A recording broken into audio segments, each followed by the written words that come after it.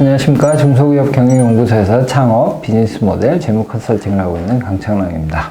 지난 시간에 이어서 오늘은 이제 성장기에 들어있는 기업들, 물론 다 성장은 아니시죠. 3년에서 7년 정도 되는 회사들 관련해서 이 기업 대표님들이 또 좀 아셔야 될 사항들에 대해서 이제 정리를 해드리겠습니다. 구독, 좋아요.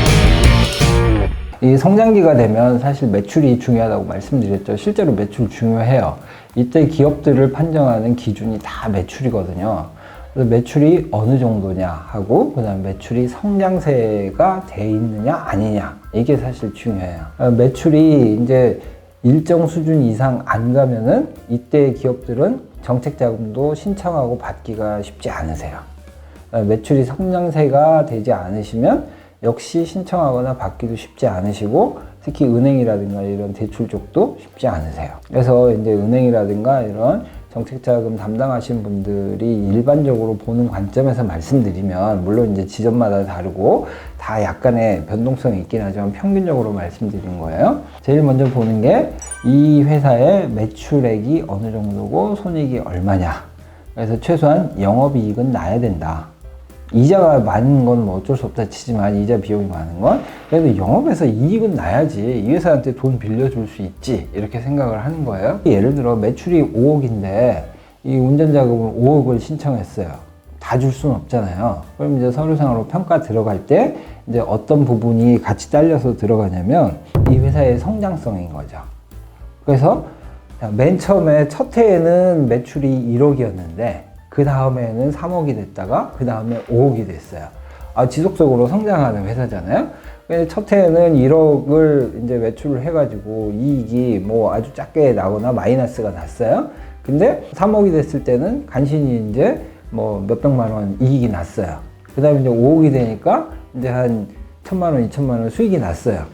그러면 이 회사는 매출도 늘면서 수익도 개선이 되고 있기 때문에 여기는 조금 더 매출이 나오고 수익이 날 수 있는 회사구나 라고 인정이 되겠죠. 그러면 5억을 신청하면 5억 다 안 나올 수는 있지만 다음에는 그래도 이제 사업 계획서나 뭐 이런 부분 뭐 물어보든 아니면 자료를 제출하라고 하든 하니까 올해는 우리가 이 자금 받아서 열심히 하면은 18억, 좀 많으면 10억까지도 갈 수 있겠어요 라고 이제 이야기를 했다고 쳐요. 5억에서 10억 가는데 운전자본이 어느 정도 필요하고, 그러면 이제 이 회사가 지금 뭐 몇천만 원 났던 수익이 한 1억 정도까지도 올릴 수 있겠네 라고 한다면은 한도가 올라가겠죠. 근데 이제 더 안 좋은 케이스는 첫 해에 의욕적으로 해가지고 매출이 10억이었는데 줄어서 5억이 됐어요. 이런 회사가 똑같이 5억을 신청했다. 그러면 앞에 말씀드린 회사보다는 한도가 훨씬 적게 나올 거예요. 왜냐면 일단 계속 매출이 꼬꾸라지고 있기 때문에 당연히 수익도 안 좋아지고 있겠죠. 이 회사는 계속 밑빠진 독에 물 붓는 거 아니야? 그렇기 때문에 더 깐깐하게 보게 되고 한도가 더 줄어드는 거예요. 심지어는 안 나오는 경우도 있고. 그렇기 때문에 매출액하고 영업이익은 꼭 챙겨서 보시고 나서 신청하셔야 된다. 물론 신청할 때 적게 신청하면 또 왠지 찝찝하잖아요. 모든 사람의 심리가. 그래서 신청은 5억을 하세요. 그러나 5억 신청하시지만 내가 어느 정도 받을 수 있을지라고 생각하면, 매출이 상승하고 있는 데라면 앞서 말씀드린 것처럼 평균적으로 5억이지만 한 2억 정도 이렇게 보시면 된다고 했잖아요. 2억에서 2억 한 중반대까지도 가능하겠다라고 생각하실 수 있지만, 매출이 꼬꾸라지면 나는 1억 받기도 쉽지 않을 수도 있다, 이렇게 생각을 하셔야 되죠. 그렇다면 결국 그 나머지를 또 은행이든 어디서든 또 대출을 받아서 충당하셔야 되는 이런 부분을 생각하시지 않을 수 없다는 거죠.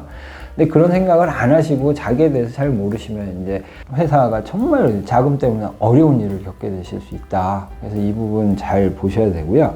그 다음에 부채 비율도 중요해요. 부채 비율이 너무 높으면 신청 자체가 안 됩니다. 특히 7년 이상 기업들은 신청 자체가 안 돼요. 7년 언더 기업들은 그래도 구제책으로 봐주긴 하거든요. 근데 그것도 봐준다고 서류를 낼 수 있다는 거지, 그거는 아예 무시하고 심사한다가 아니기 때문에 사실 상당히 안 좋아요. 그래서 가능하면 부채 비율은 400% 언더로 낮춰놓으시고 일단 진행하실 계획을 가지셔야 된다. 그 다음에 이제 성장기 때 또 큰 게 있어요. 이 부분은 초기 기업도 마찬가지인데 좀 잘 이해하시면 좋을 것 같아요. 문의가 들어오는 부분들이 있어서 그래요. 공장을 세우고 싶어서 시설 자금을 이제 대출을 받고 싶어 하시는 거예요. 시설 자금은 커요. 중진공 같은 경우는 시설 자금 60억까지 가능하거든요. 근데 60억 신청한다고 다 주지는 않을 거 아니에요. 아까도 말씀드린 것처럼 매출이 꼬꾸라지는 회사는 공장 짓는 게 밑빠진 독에 물 붓기처럼 보이죠. 그리고 매출이 올라가는데도 아 그래 이제 그동안은 누구한테서 뭐 임가공을 했거나 아니면 뭐 자기 공장이 아니고 임차한 공장에서 조그맣게 하던 거를 이게 키우면은 되겠네 라고 이런 이제 설득력이 있는 거죠. 그렇기 때문에 시설자금 신청할 때도 이 부분이 상당히 많이 영향을 줘요. 근데 시설자금 하실 때 제가 딱 한 가지만 좀 높아지면서 말씀드리면, 주변 사람들 보니까 내가 아는 누구도 뭐 나랑 비슷하게 사업을 시작했는데 나는 그때 돈이 없어가지고 그냥 걔 임차 들어와가지고 임대료 꼬박꼬박 내고 이렇게 해서 뭐 한 3, 4년 이렇게 했는데 난 남는 게 없다. 다 줬잖냐. 근데 내 친구는 그때 무리해가지고 공장을 하나 땅을 사가지고 공장을 지어서 가니까 임대료 부담이 없었고 또 그 땅값이 올라가지고 벌었다. 이렇게 이제 하신 분들이 많으세요. 시설자금은 어떻게든 받아야 된다. 이렇게 하신 분들이 많죠. 근데 사실 이게 그냥 들으면 참 맞는 이야기 같지만 실제로는 좀 허점이 있는 게 몇 가지 있어요. 그 부분을 설명드리면 이해가 되실 것 같아요. 자, 1차적으로는요. 그렇죠. 임대료 내는 거 만만치 않죠. 임대료는 다 없어진 돈이죠. 근데 임대료 나가는 거 안에 내가 어떤 비용까지 같이 들어있다고 보셔야 되냐면, 특히 관리비 아깝잖아요. 그냥 날라간 돈 같죠? 근데 실제로는 내가 내 공장을, 내 건물을 지어가지고 갖고 있으면 내 건물은 누가 관리하죠? 관리할 사람이 필요하잖아요. 관리 인력 둬야 돼요. 최소 1명. 물론 1명 아닐 거예요. 더 될 거예요. 그 다음에 그 사람들이 혹시라도 사고 나고 이러면 뭐 산재보험이든 화재보험이든 뭐 다 들어야 되죠? 그거 들어야 되는 비용? 또 손님이나 누가 와가지고 우리 공장이라든가 우리 가게에서 다쳤어요. 그럼 또 그것도 또 보험 들어야 되죠. 뭐 여러 가지 우리가 그냥 임차인일 때 생각하지 못했던 비용들이 자기가 건물주가 되면 따닥따닥 붙어요. 그게 관리비로 청구가 되는 거죠. 자, 그러면 이 관리비는 그렇고요. 임대료도 마찬가지예요. 매월 내니까 되게 부담스럽잖아요. 아주 간단한 시장 논리로 설명을 드릴게요. 자, 내가 내 건물 관리하는데 들어가는 이 비용, 그 다음에 이 건물을 사는데 내가 투자한 돈에 대한 이자나 아니면은 뭐 기회비용까지 다 포함해서 이거를 가지고 월세가 나오는데, 월세하고 내가 가지고 있는 거하고 비교했을 때 어느 한쪽이 현격하게 이익이라면 우리나라에서는 그 이익인 쪽으로 다 갈 거예요.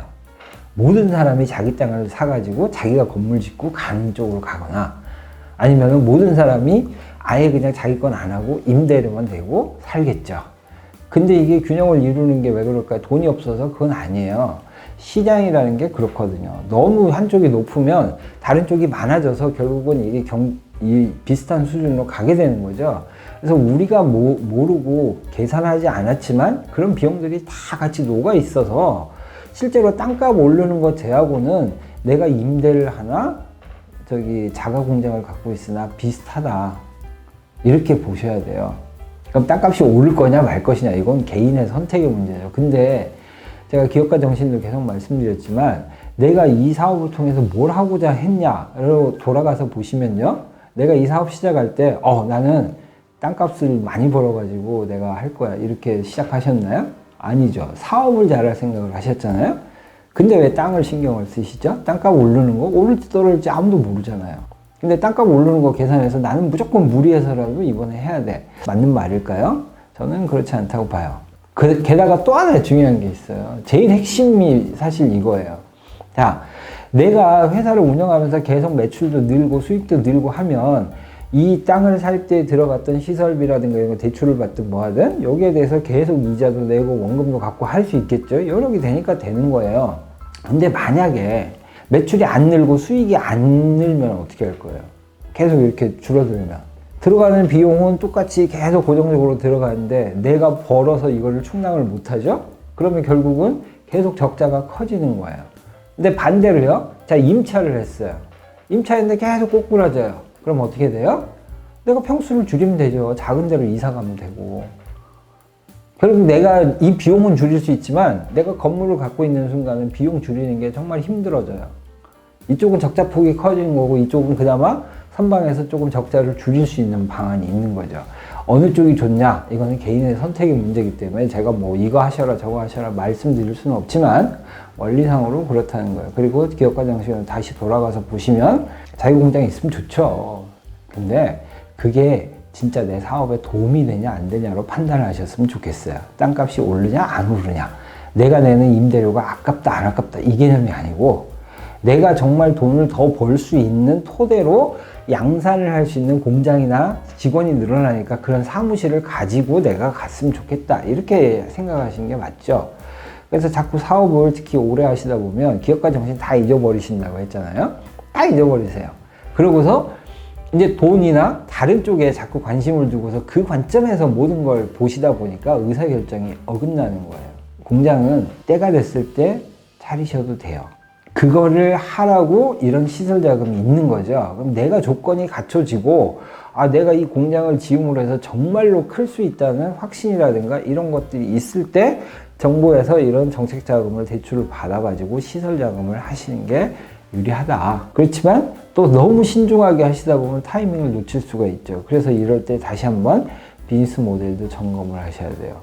내가 지금 올라가고 있는 이 추세가 언제까지 갈 거냐. 3, 4년 바짝하고 안 할 것 같으면 공장 안 지으시는 게 낫죠. 근데 이게 10년 이상 갈 수 있다 그러면 공장 지으시는 게 낫죠. 그래도 필요하다 그러면 본인이 어떤 여건을 갖춰 있을 때 그 부분을 신청하셔서 정부에서 이런 부분을 지원 받으시면 좋겠다. 다시 한번 당부 드리고 싶어요. 사업은 사업으로 생각을 하셔야 돼요. 내가 이걸 가지고 무엇을 어떻게 할 건지. 이 사업 이외에 다른 데 눈 돌리시는 순간 사실 사업이 리스크가 엄청 올라갑니다. 그래서 좋은 목적, 내 사업을 위해서 아니면 나랑 비슷한 사람들을 정말 잘 되게 하기 위해서 하는 뭐 그런 선의의 이런 부분들은 좋지만 그게 아니고 자꾸 사업 이외에 다른 거, 앞서 말씀드린 것처럼 땅값이 오른다던가 아니면 뭐 정부 지원을 그냥 무조건 많이 받기 위해서 아니면 내가 누군가 영향력을 행사하기 위해서 아니면 내 이속만 차리기 위해서 뭐 이런 식으로 다른 것들이 자꾸 그 개입이 된다고 하면 기업가 정신부터 다시 한번 좀 점검해 보시고 사업을 원점에서 검토해 보시는 것도 어떨까 생각이 듭니다. 네, 들어주셔서 감사합니다.